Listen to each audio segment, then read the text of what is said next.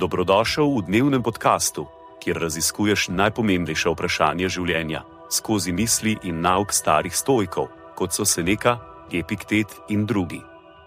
Vsak dan ti prinaša novo lekcijo o življenju, prilagojeno za človeka v modernem času.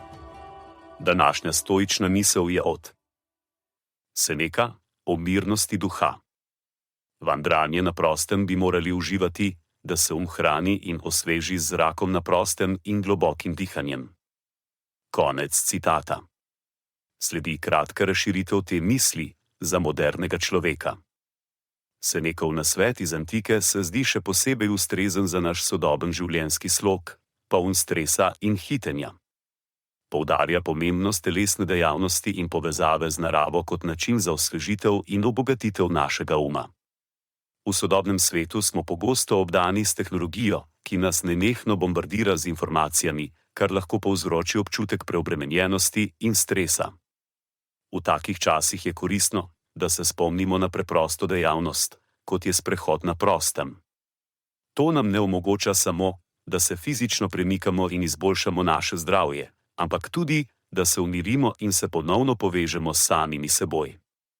Zamislite si na primer, da se po dolgem in napornem dnevu odpravite na sprehod po bližnjem parku.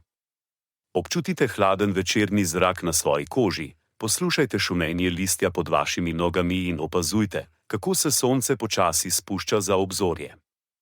Vaš se osveži, misli postanejo jasnejše, stres pa se začne umikati. Torej, ne glede na to, kako zaposleni smo, je pomembno, da si vzamemo čas za to, da se povežemo z naravo in osvežimo svoje misli. Tako kot je Seneca predlagal, lahko vandranje na prostem služi kot odlična metoda za negovanje in osvežitev našega uma.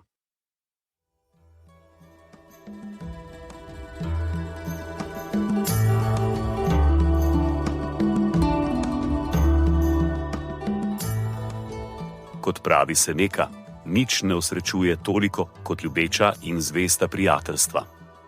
Zato podeli to epizodo z nekom, ki ti je blizu in ne pozabi slediti podkastu, da boš lahko obveščen, ko bodo objavljene nove epizode starih modrosti stoikov.